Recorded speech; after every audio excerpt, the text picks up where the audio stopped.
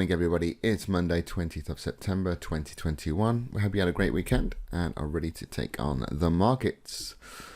Make sure you check your fundamental calendar, those important news announcements for the week and the day, of course, before you start trading.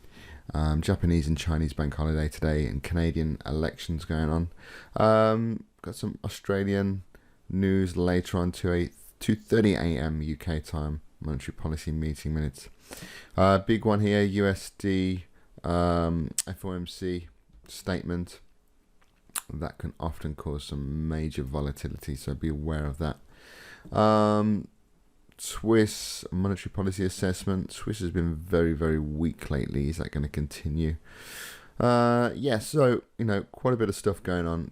Keep your eyes on this, and especially if you're going to place a trade, just have a little check on the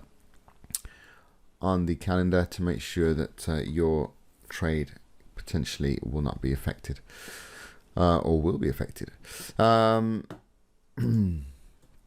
Dollar this morning, dollar on Friday was very, very strong. This was Friday's momentum, and it's actually continued through the opening of the Asian session. A little bit quiet first of all, but then as we got into the Asian session, you can see price certainly has made some momentum to the upside, coming into a previous high round about this level here, this 93.40 level.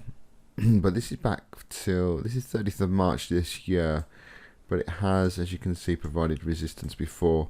What I would say is that this is a fairly extended move.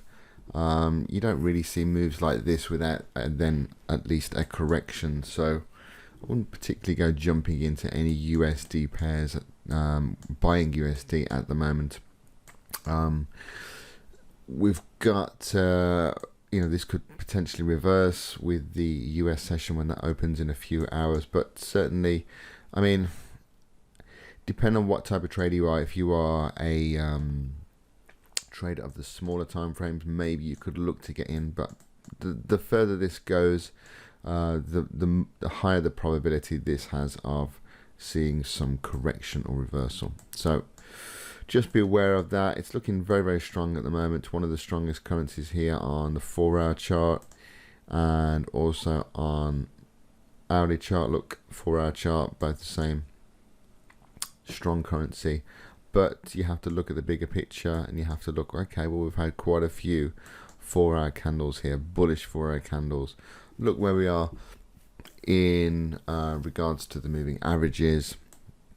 And you would expect to see some form of correction at least, or reversal. We don't know. Maybe that will come on Wednesday with FOMC. We will have to see what happens there. So with dollar, looking overextended, euro looking a little bit overextended as well. 4-hour trend still intact on this. I've been looking for potential head and shoulder patterns. With this is a left shoulder, this is a head, and this is a right shoulder. But if you've been following my analysis, the right shoulder can be anywhere between where it was on Friday, or to anywhere above this head here. So this could actually still be an inverse head and shoulder pattern, whereas this would be the left shoulder, this would be the head, this would be the right shoulder. Look where we are, nicely in line there. So that remains to be seen whether that actually plays out. We could also come and test this bottom again. At the moment though, the momentum is absolutely to the downside, isn't it? And unless we see otherwise, we should be looking at sales on euro dollar, but not when it's overextended like it is now. Okay, we would need to wait for a correction, pull back. This little section of price here stands out as the previous swing low. So if we were to see price come back into there, and then we were to see sellers come into the market, then we potentially could look for a sell opportunity round about here, which is about 1.17 5 to, we'll say anywhere from 117.50. That could be a very, very interesting place, but we will wait and see on that one. Pound yen is one of the strongest markets today. Just show you, we broke out of this ascending rising wedge pattern, broke out, correction, impulse. I'd look for another correction on this, maybe into this 151 big number.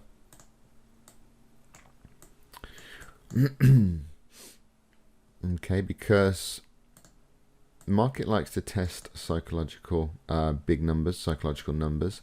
You can see that was acting as support there. So yeah, looks good for further shorts, but ideal scenario is that comes back into 151, then starts to reject. They've got a little bit of support here. Down here, look, you can see. So this could be a good target for you if we can get into any shorts on pound yen. So 151 would be a really nice area for it to come back into. Doesn't mean that it will, guys, but that's a nice area to set alerts for, or to start watching for price to potentially reverse. Aussie USD, again, you know, it's similar to Euro in the fact that we've got a very bearish market. Keep selling this until the trend changes, basically. At the moment, you know, we've got USD at a level where we could see some correction, where we would expect to see some correction. So expect to see some correction on Aussie USD. Okay, we've got our trend line, we've got our moving averages. Looking at price action, okay, can you see that it does, or it is coming into this 20 moving average, which is this one in blue. So, you know, looking at that to potentially continue. 72.80 could be a nice area of price to look out for, and probably by that time the moving averages are what's called dynamic, so they move with price because they're calculated from price data. So the 20 moving average is here at the moment, but you know, in 8 hours time, for instance, it could be further down here. So doesn't mean that we're looking for a pullback into that 20 moving average where it is now. The moving averages will move further down, okay, so they're not just kind of fixed, and it's important that you understand that. So, but technically 72.80 looks like a nice little area of price, maybe a touch higher. If I just draw that in, I can see that support there where price failed to close below, and eventually it did with this candle here. So anywhere around that region, let me just get my line straight, guys. I like straight lines. You know, anywhere around there, get interested and looking to see if sellers come into the market. You know, and just be a seller of Aussie USD until we change sentiment. Really, really simple. Okay, you can see the market movement is to the downside. Aussie yen, very, very similar. You know, Aussie's a very weak market at the moment. We change from buyers to sellers here. Very, very similar to Aussie dollar, isn't it? Again, a little bit overextended from the moving averages. We came into pushed above actually the moving averages here, formed a evening star pattern, and then we started to sell off. 78 could be a nice target for Aussie yen sales if we get a setup. Okay, we're below that 80 level at the moment. It has actually held as support previously. We had a false break here, so we'll have to see what happens. Do we get the pullback and then resumption of the down move, or could we break through? You know, this is why it's important just to wait and read price and watch price and see. Let it give us clues to what it's doing next. But if we do see further a drop on Aussie yen, like I say, this 78 could be a very, very nice level to take profits.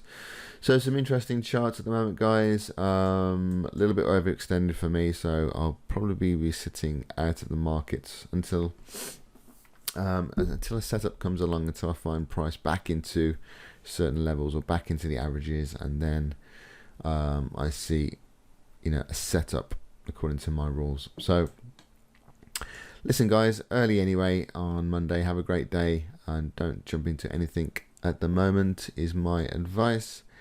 And yeah, I will speak to you very, very soon. Bye for now.